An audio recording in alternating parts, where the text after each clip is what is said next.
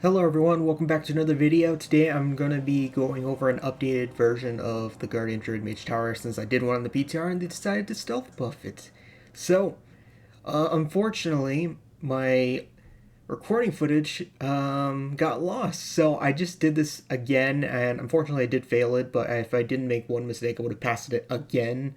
So I'm just going to use that footage. I just don't feel like wasting a whole another freaking day doing it again, but hopefully this will help you guys out because you guys have been struggling with it, including myself. It took me forever to do it. So I'm just going to tell you guys what worked for me, and hopefully this will work for you and you guys will be able to pass it. Don't sweat it. I think it's really, really overtuned myself. So, yeah, but what worked for me? Let's start off with gear. For the most part, I used half Shadowlands and half crafted gear. Gear does scale down, so I'm just using some gear I had with gems in it. Crafted gear you can buy from the auction house. You don't need to farm anything. Just buy it from the auction house or make it. And I put a gem in it. And then you can put the shoulder enchant. Enchant I put stamina and leech for a cloak. Primary stats by 30 for my chest piece.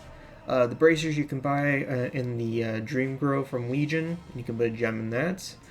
Gem wise, make sure you get one of this because it's an incredibly high amount of agility. You can only use one of those, by the way. Another crafted piece with a gem in it, and then I had a gem in this, so it wasn't better than the crafted gear. I mean, it was better than the crafted gear. Another crafted gear with a pants enchant and agility gems. I bought the legendary legion from the auction house, and pretty much like the other one, you want to get one of this one because they give an insanely high amount of agility. My realm is so dead, by the way, so I didn't have the best gems. There's one that goes for 5, so if you can get those, get those. But if you can't, 4 or 3 work as well. And then everything else is pretty much Shadowlands except for the trinket. I did switch out one of my trinkets for Guild Jaden's Burning Rush. It does not work in the Time Walking, but I just used it for the stats. Weapon enchant, I used Lightless Force, and it helped out quite a bit. I saw this recommended. I wasn't sure to use it, but it seemed to do a pretty decent amount of damage. And yeah, that's pretty much all of my gear with the enchants. Now, for Flask, you want to get Greater Flask of the Currents. This is the best flask for time walking, and it gives the best amount of agility. It's like 31. The rest give like 19 and 18. So I would recommend getting it this. I also grabbed Shadow Core oil from the auction house, so you can put that on your weapon. Food buff, there was a bunch of different ones people recommended, but I used Sweet Silver Gill Sausages, which gives me 18 versatility for 1 hour. You buy a rune from the auction house, simple as that. And now for the most important potion.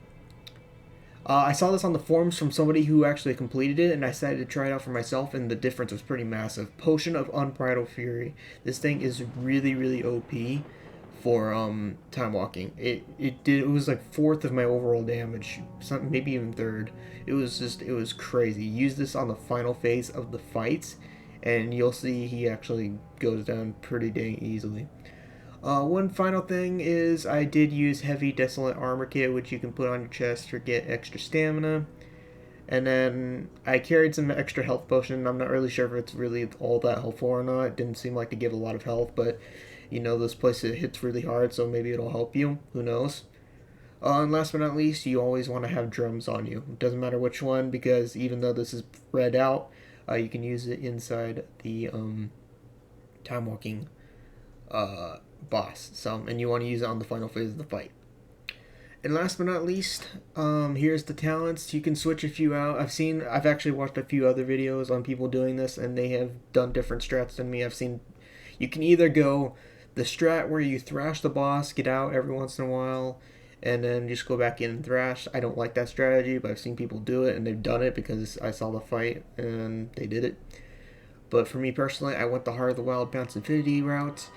These are the 2 main talents you're going to want, and some people have used Incarnation over Galactic Guardian. I tried both, and I prefer Galactic Guardian. The damage is just freaking massive with this compared to Incarnation, in my opinion.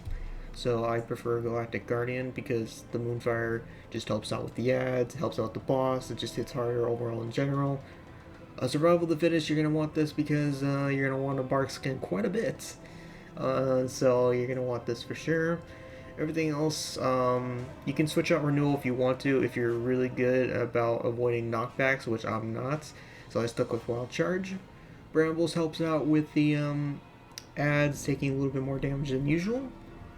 And Red and Terror is just your standard increased damage to enemies and etc. So that's the build I decided to run. Quick reminder that my footage did get lost. So the time I did beat this and got my Guardian Druid form, I fortunately was not able to get that recording, but I did it again just for you guys to show you guys how this fight works. Unfortunately, I did fail it, but you'll see how pretty close I got, and I would have beat it if I didn't make a dumb mistake there. But that's on me. So hopefully this helps you out, and I'll see you guys in a second. Okay, so pretty much, compared to the PTR when I did this, they stealth buffed this boss and Cruel to make them have more health. So basically what you're going to do is start off with 2 rats right at the start, pop out your Sunfire, and then you're going to want to pop Heart of the Wild, instant Star Surge into a Moonfire.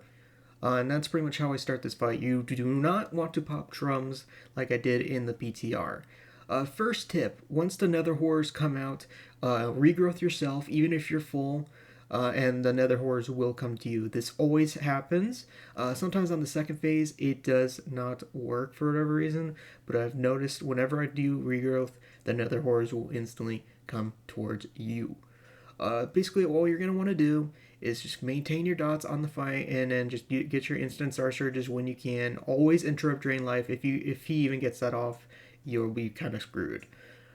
So just maintain your dots, regrowth when you see another horror come out, and they will come over to you. Now, a lot of people are struggling with the ads, and what you want to do is, for the first phase, I did pop Barskin on like the first 2 or 3 times, and once Nether Horrors immediately pop their AoE ability, you want to pop Incapitating Roar right away. There's no millisecond after that. It has to be right as they cast it. If you pop Incapitating Roar right as they use their AoE, then they will no longer cast it, and you won't get immediately nuked. That is how you deal with the ads. I learned that after a few tries, and that is the best thing. You gotta engrave that into your brain. You gotta watch when they're casting it, like watch right now, and then I pop Incapitating Roar right as they finish the cast, and they no longer cast it. That is the biggest thing probably about this fight that you gotta remember.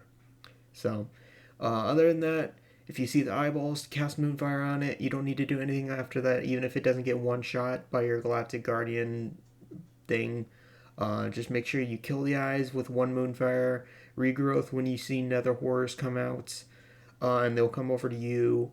I personally dot the Infernos. Some people said you don't need to, but the Infernos are so annoying and they hit hard. So I just put a Moonfire and Sunfire on them and then leave them alone. And they usually die from that after that. Yeah, so pretty much just Incapitating Roar right as the Nether Horror use their AoE, and they won't cast that, and then just thrash them down. Keep a Moonfire on the eye so it dies immediately. And sometimes keep dots on the Infernal. You don't have to, because some people said they didn't have to, but that's what I did. Now for the second phase of the fight. Make sure you instantly interrupt Twisted Reflection. If he gets that off, just leave the boss fight. It's over. There's no coming back from that. Now for this, you want to try and leave as much orbs as you can, because you're going to need it for the final parts. It's very, very chaotic, so if you get knocked back, be careful. Use your Goblin Gliders, use Wild Charge, etc. This is why I prefer Wild Charge. For the first Annihilation, use your Barkskin. You don't need to use anything after that. And then just pretty much do everything like normal. If you can, toss a Regrowth. Unfortunately, I couldn't there, so I quickly got back into bear form, because when you do use Regrowth, like I said, the ads do come towards you. I had to use an orb here because I was getting low, and he's going to use another Annihilate soon, so I had to make sure I was full health. But yeah, you want to try and save as much orbs as you can. For the next Annihilate, you're going to want to use Survival Instincts and Bark Skin. I'm not sure if this is my second or third, I can't really see. He's going to use Twisted Reflection again, I think, after the second or third Annihilate, and immediately interrupt that. I try my best to regrowth again to get the ads to come over to me. Unfortunately, I was low again, so I did decide to use another orb. This is around the point where you're going to start using orbs. And once he's casting the next Annihilate, I use my Disorienting Roar to interrupt that cast to get a few extra seconds. Then I grab the next orb because he's casting it again, try and get as much damage as I can. Grab the next orb and do a lot more damage. As you can see, he's getting incredibly low at this point. And unfortunately, my dumb self, I could have grabbed that final orb and won the fight right there. But I got knocked back by the Inferno, and unfortunately that costed me. But that is pretty much the fight, guys, and that is pretty much how I ended up beating the boss, is doing the strategy you saw here. And hopefully this helps you out. I tried my best to explain it as best as I could, and that pretty much did end up working for me. As you guys could see, I did end up getting the Fell Bear form, but my footage, like I said, did get lost.